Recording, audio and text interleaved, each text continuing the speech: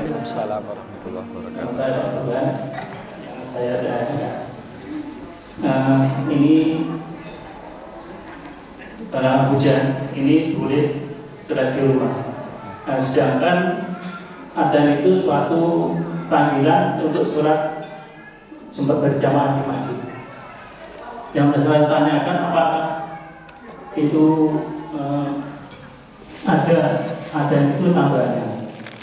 Yang kedua, apakah liur maupun kencing kontak itu bisa dijadikan obat? Yang saya tanyakan, obat apa itu?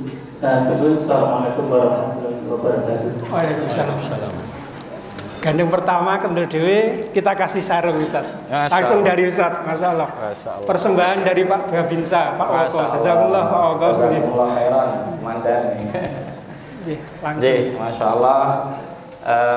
Pertanyaan pertama tadi tentang masalah adzan. Adzan itu fungsinya adalah untuk mengumumkan ataupun memberitahu bahwa sudah masuk waktu sholat. Memberitahu sudah masuk waktu sholat. Definisi adzan menurut para ulama, i'lam bidukhuli waqti sholat. Ya, mengumumkan, memberitahu bahwa kita sudah masuk waktu sholat.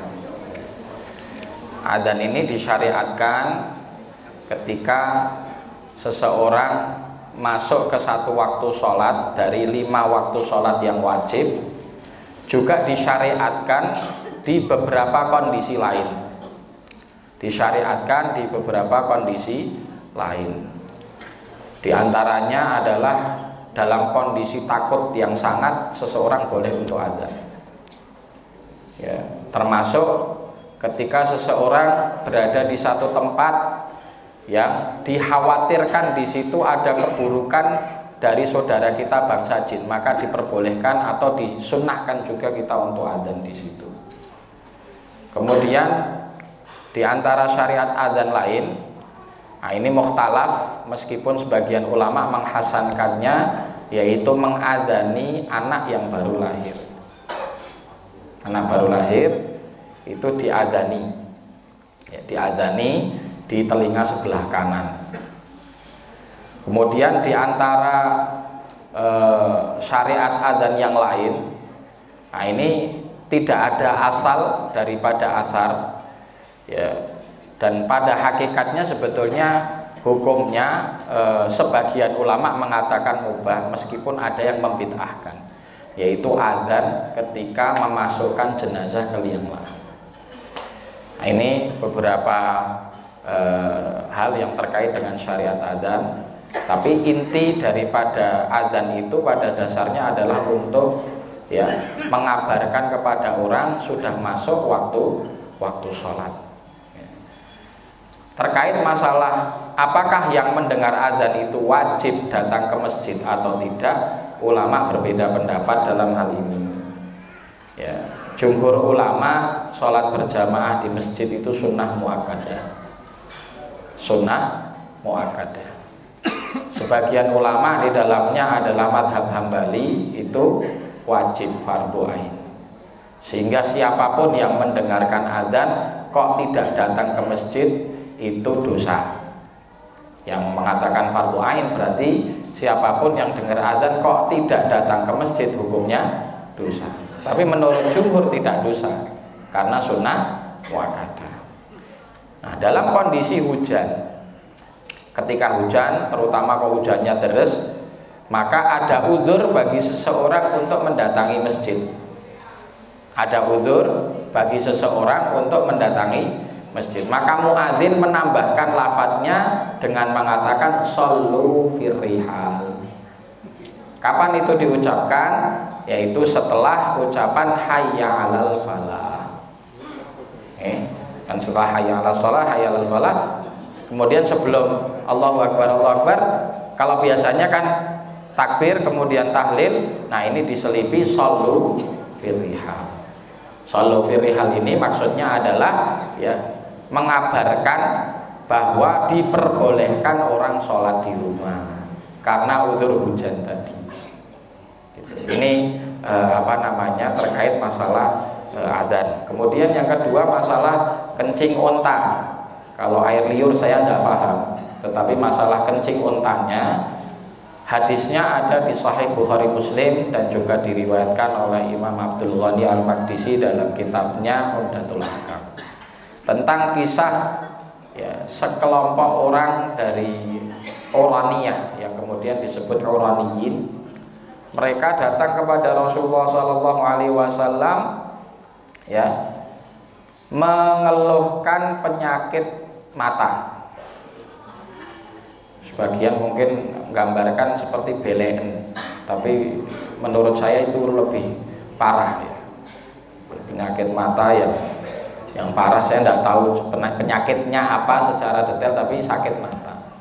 Mereka mengeluhkan itu, datang kepada Rasulullah, kemudian minta obat ya. Diarahkan oleh Rasulullah SAW untuk mendatangi ya,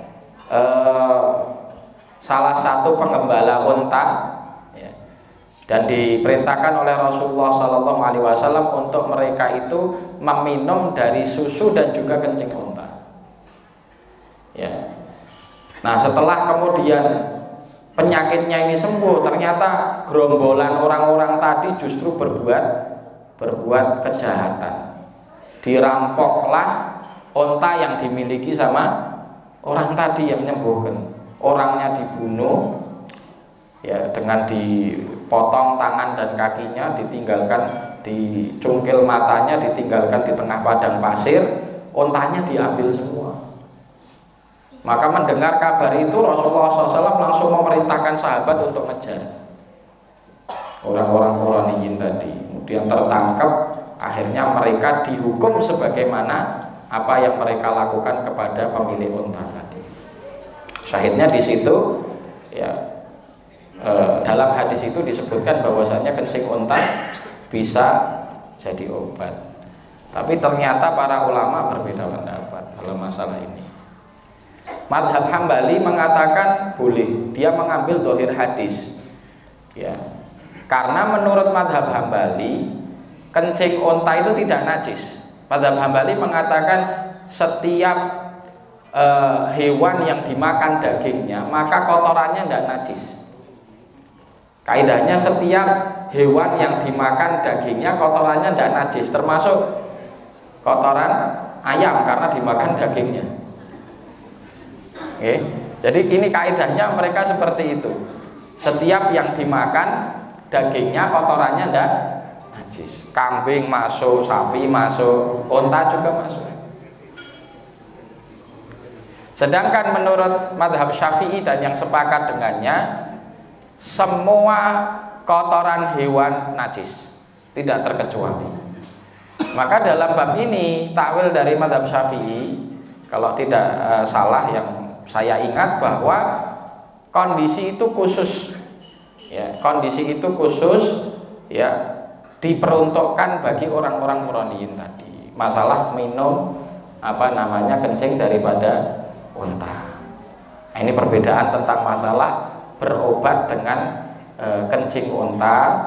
Terkait masalah penyakitnya apa saja saya juga tidak tahu secara detail, melainkan dalam hadis disebutkan bahwa Quraniyin tadi sakitnya sakit mata. Ini makanya.